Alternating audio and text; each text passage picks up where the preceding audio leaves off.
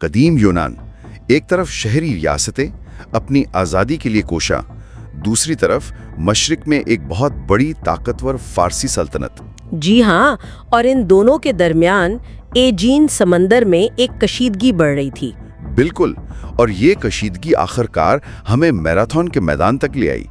آج ہم اسی مشہور جنگ کا تفصیلی جائزہ لے رہے ہیں۔ اس سب کی شروعات دراصل یونی بغاوت سے ہوئی۔ یونی بغاوت؟ اچھا، یہ کیا تھی؟ ایشیائی کوچک، یعنی آج کے ترکی کے ساحلی علاقوں میں کچھ یونانی شہر فارسی حکمرانی میں تھے، انہوں نے بغاوت کر دی۔ اور ایتھنز نے بھی مدد کی؟ جی، ایتھنز اور ایک اور شہر ایریٹریا نے باغیوں کی مدد کے لیے جہاز بھیجے۔ انہوں نے وہاں جا کر فارسی صوبائی دارالحکومت ساردس اس کو جلا دیا۔ اوہ، یہ تو فارسی بادشاہ کے لیے سیدھی چنوتی ہو گئی۔ بالکل، فارسی بادشاہ ڈریس اول شدید غصے میں تھا اور اس نے قسم کھائی کہ وہ ایتھنز سے، خاص طور پر ایتھنز سے بدلہ لے گا۔ تو پھر بدلے کی تیاری شروع ہوئی ہوگی، ایک بڑی فوجی مہم۔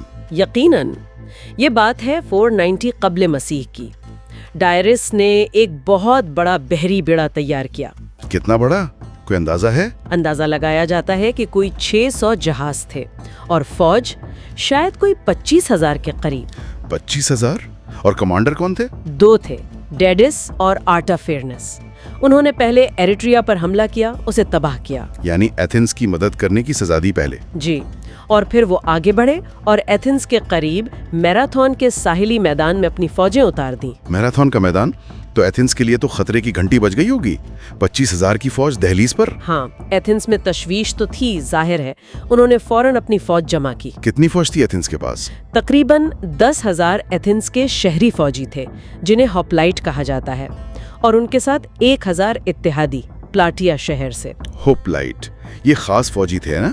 جی، یہ بھاری زرہ بختر پہنتے تھے، نیزہ اور ڈھال استعمال کرتے تھے اور ایک خاص فارمیشن میں لڑتے تھے، فیلنکس۔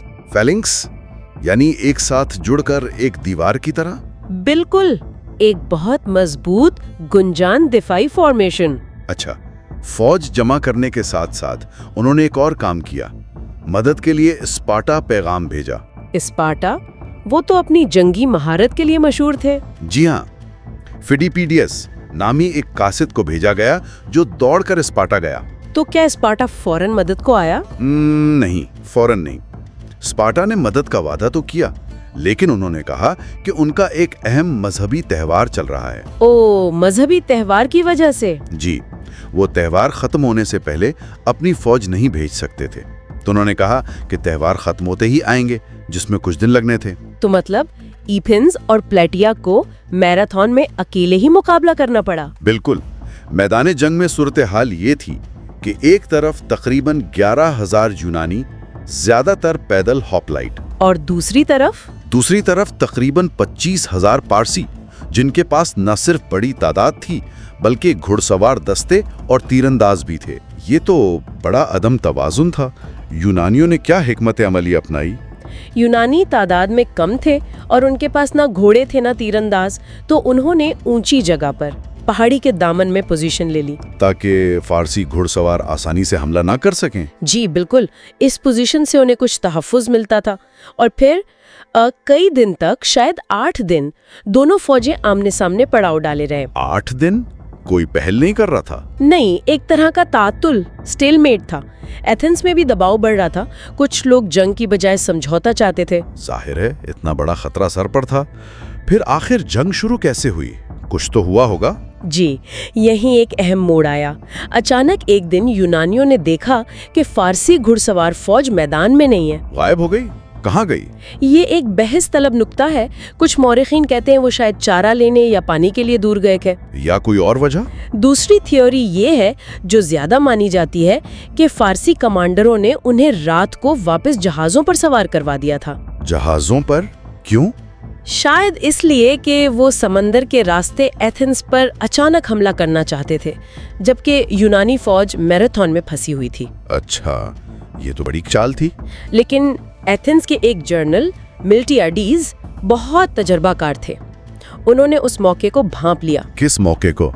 گھڑ سواروں کی غیر موجودگی کو؟ جی، انہوں نے دلیل دی کہ گھڑ سواروں کے بغیر فارسی فوج اتنی خطرناک نہیں رہی اور یہی حملہ کرنے کا بہترین وقت ہے۔ تو انہوں نے حملہ کرنے کا فیصلہ کیا، تعطل توڑ دیا؟ بالکل۔ ملٹیاڈیز نے باقی جرنلوں کو قائل کیا اور پھر انہوں نے ایک خاص جنگی منصوبہ بنایا۔ کیا منصوبہ تھا وہ؟ منصوبہ یہ تھا کہ یونانی فوج کی صف بندی اس طرح کی جائے کہ مرکز یعنی بیچ کا حصہ نسبتاً کمزور ہو، صرف چند قطاریں گہری۔ مرکز کمزور؟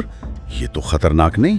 ہاں، لیکن سارا زور بازوؤں یعنی فلینکس پر ڈالا گیا، وہاں زیادہ گہری قطاریں بنائیں۔ اچھا، اس کا کیا فائدہ تھا؟ مقصد یہ تھا کہ جب لڑائی شروع ہو تو مضبوط یونانی بازو فارسی بازوؤں کو جلدی سے شکست دے دیں اور پھر اندر کی طرف مڑ کر فارسی مرکز کو گھیر لیں۔ یعنی دشمن کو گھیرے میں لینے کا منصوبہ بڑا جرأت مندانہ تھا۔ بہت۔ اور پھر یونانیوں نے حملہ کر دیا، وہ اپنی پوزیشن سے نکلے اور فارسیوں کی طرف بڑھے۔ فاصلہ کتنا تھا دونوں فوجوں کے درمیان؟ تقریباً 1.5 کلومیٹر۔ یونانیوں نے پہلے چلنا شروع کیا اور پھر آخری چند 100 میٹر وہ دوڑ پڑے۔ دوڑ پڑے؟ بھاری ذرا بختر میں؟ جی ہاں، یہ فارسیوں کے لیے بالکل غیر متوقع تھا۔ شاید وہ فارسی تیر اندازوں کی رینج سے جلدی نکلنا چاہتے تھے۔ یہ تو دیکھنے والا منظر ہوگا۔ پھر کیا ہوا جب وہ ٹکرائے؟ زبردست ٹکراؤ ہوا۔ فیلانکس پوری قوت سے فارسی صفوں سے ٹکرائی۔ شروع میں جیسا کہ منصوبے کا حصہ تھا، فارسی مرکز نے کمزور یونانی مرکز کو پیچھے دھکیلنا شروع کر دیا۔ اوہ، تو مرکز پیچھے ہٹا؟ جی، لیکن اصل کاروائی بازوؤں پر ہوئی۔ یونانی بازو جو مضبوط تھے انہوں نے فارسی بازوؤں کو شکست دے دی۔ اور پھر وہ اندر مڑے؟ بالکل، وہ اندر کی طرف مڑے اور فارسی مرکز جو آگے بڑھ چکا تھا اس کو دونوں طرف سے گھیرے میں لے لیا۔ یعنی فارسی فوجی بیچ میں پھنس گئے؟ بری طرح پھنس گئے۔ اب ان پر دونوں طرف سے حملہ ہو رہا تھا۔ اس صورتحال میں فارسی فوج میں بھگدڑ مچ گئی۔ شکست؟ مکمل شکست۔ وہ اپنے جہازوں کی طرف بھاگے۔ یونانیوں نے ان کا تعاقب کیا، یہاں تک کہ ساحل تک لڑائی ہوئی۔ نقصان کتنا ہوا فارسیوں کا؟ کافی زیادہ۔ اندازہ ہے کہ تقریباً 6400 فارسی فوجی مارے گئے۔ اور یونانیوں کا؟ ان کا نقصان بہت کم تھا، تقریباً 200 شاید 203 کے قریب۔ اتنا بڑا فرق؟ جی، اس میں ہوپلائٹ کے بہتر ہتھیار، زرہ بختر اور فیلانکس کی تنظیم کا بڑا کردار تھا۔ لیکن آپ نے کہا تھا فارسی گھڑ سوار شاید ایتھنز کی طرف جا رہے تھے، کہانیاں ختم نہیں ہوئی؟ نہیں، بالکل نہیں، خطرہ ابھی باقی تھا۔